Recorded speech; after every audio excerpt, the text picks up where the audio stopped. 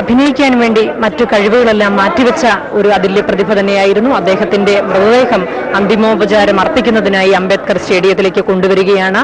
നൂറുകണക്കിന് ആളുകളാണ് മൃതദേഹത്തെ അനുഗമിച്ചുകൊണ്ട് അംബേദ്കർ സ്റ്റേഡിയത്തിലേക്ക് എത്തിക്കൊണ്ടിരിക്കുന്നത്.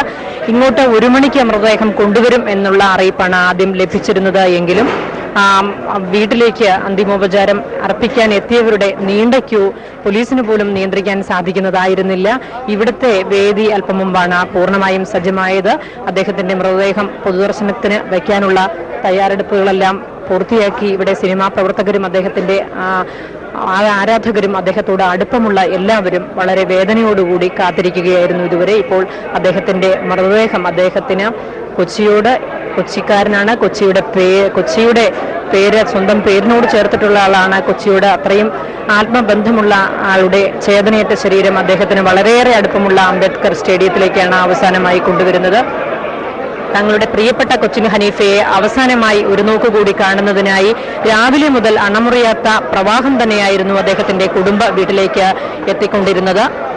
അവിടെ ആളുകളുടെ തിരക്ക് നിയന്ത്രിക്കാൻ പോലീസ് രാവിലെ മുതൽ തന്നെ വല്ലാതെ ബുദ്ധിമുട്ടുന്ന കാഴ്ചയായിരുന്നു നമുക്ക് കാണാൻ സാധിച്ചത്.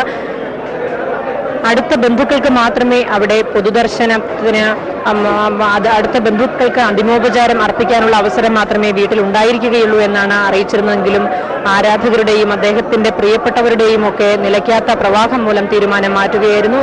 വളരെയധികം സമയം അവിടെ മൃതദേഹം പൊതുദർശനത്തിന് വെച്ചു. നിരവധി പേരാണ് രാഷ്ട്രീയ സാമൂഹിക രംഗങ്ങളിൽ നിന്ന് പോലും നിരവധി പേർ അന്തിമോപചാരം അർപ്പിക്കാനായി എത്തി മടങ്ങിക്കഴിഞ്ഞു. ഇതിനകം തമിഴ്നാടൻ ശരത് കുമാർ അടക്കമുള്ളവർ തമിഴ്നാടിന്റെ ആദരാഞ്ജലികൾ അർപ്പിച്ചുകൊണ്ട് ഇങ്ങോട്ട് എത്തിക്കഴിഞ്ഞു. തമിഴ് സിനിമാ ലോകത്തിനും കനത്ത നഷ്ടം തന്നെയാണ് എന്നാണ് അദ്ദേഹം അല്പം മുമ്പ് നമ്മോട് പ്രതികരിച്ചത്.